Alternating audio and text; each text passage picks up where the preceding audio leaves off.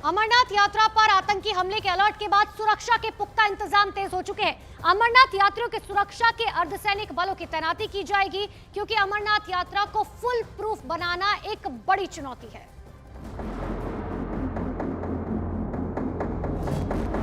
सूत्रों के मुताबिक अमरनाथ यात्रा पर पाकिस्तानी खुफिया एजेंसी आईएसआई किसी बड़ी साजिश को अंजाम दे सकती है, जिसको देखते हुए सुरक्षा के पुख्ता इंतजाम किए जा रहे हैं। अमरनाथ यात्रियों की सुरक्षा के लिए 500 कंपनी अर्धसैनिक बल की तैनाती की जाएगी। अमरनाथ यात्रा को लेकर खबर यह है कि बड़े खतरे को देखते हुए इस बार यात्रा के लिए 500 से ज्यादा कंपनी फोर्स तैनात की जाएगी, जिसमें सीआरपीएफ, बीएसएफ, आईटीबीपी की फोर्स होगी। पंजाब में मौजूद कई कंपनियों को अब वापस जम्मू भेजने की तैयारी है। इस फोर्स को चुनाव के दौरान तैनात किया गया था। रियासी में हुए आतंकी हमले के बाद अब अमरनाथ यात्रा रूट पर फोर्स की तादाद बढ़ाना जरूरी हो गया है। केंद्रीय गृह मंत्रालय की फिर से जिम्मेदारी संभालने के बाद अमित शाह ने मीटिंग करनी शुरू कर दी है। गुरुवार को ही कई विभागों के प्रमुख से मिले और देश के हर एक कोने के बारे में अपडेट लिया है।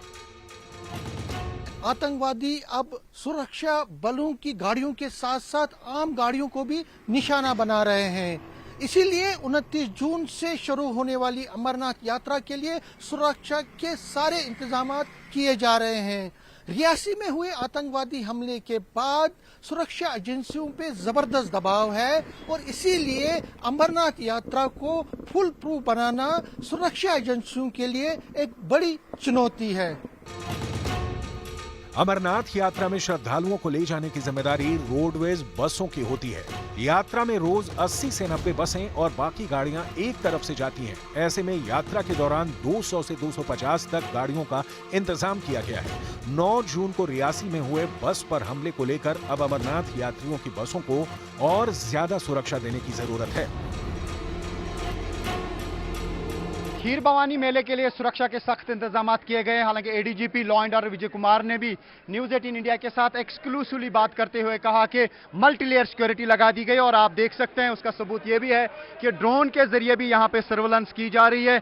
इस पूरे एरिया में ड्रोन ऑपरेट किया जा रहा है और चप्पे चप्पे पे निगरानी रखी जा रही है और आप देख सकते हैं ड्रोन की पूरी फुटेज जो है वो यहाँ पे मिल रही है और ड्रोन को हर साइड से घुमाया जा रहा है। यहाँ पे सीआरपीएफ हो, पुलिस हो और बाकी जो अन्य सुरक्षा बल हैं उनको यहाँ पे तैनात किया गया है। कश्मीर घाटी में इस वक्त 150 से ज्यादा आतंकवादी एक्टिव हैं। इसमें 70 से 80 विदेशी बताए जा रहे हैं। बड़ा खतरा घाटी में ही नहीं बल्कि जम्मू क्षेत्र में भी है, क्योंकि यात्रा रूट तो यहीं से होकर कश्मीर घाटी तक पहुंचेगा।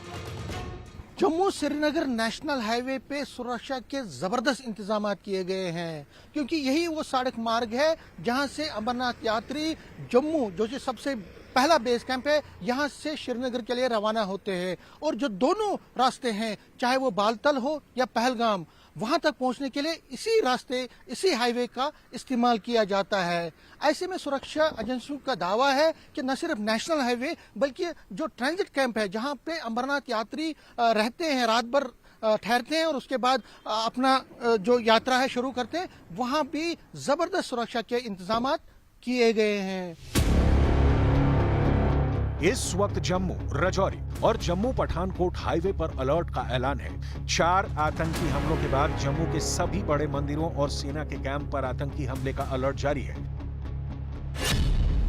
आतंकियों का इरादा साफ है, वो अयोध्या पर भी हमला करना चाहते हैं। वो अमरनाथ यात्रा को टारगेट करना चाहते हैं। ये जगह अब आतंकवादियों के रेडार पर है। जम्मू कश्मीर के कठुआ में मारे गए आतंकियों से कुछ ऐसी चीजें बरामद की गई हैं जिससे एक बड़ी तैयारी के बारे में पता चलता है। इसमें माइक्रो सैटेलाइट फोन मिला है, जो अक्सर पाकिस्तानी सेना इस्तेमाल करती है। मारे गए आतंकी इसी माइक्रो सैटेलाइट फोन से पाकिस्तान में बैठे हैंडलर से संपर्क साधे हुए थे। इस वक्त जम्मू के कई इलाकों में सर्च ऑपरेशन जारी है। डोडा और आसपास भी निगाह रखी जा रही है। डोडा की कोटा टॉप की पहाड़ियों पर भी लगातार आतंकियों के ढूंढने की कोशिश चल रही है। भारतीय सेना और स्पेशल ऑपरेशन ग्रुप की टीम ने पहाड़ों पर मोर्चा संभाला हुआ है। रियासी के घने जंगलों में भी आतंकवादियों की तलाश जारी है।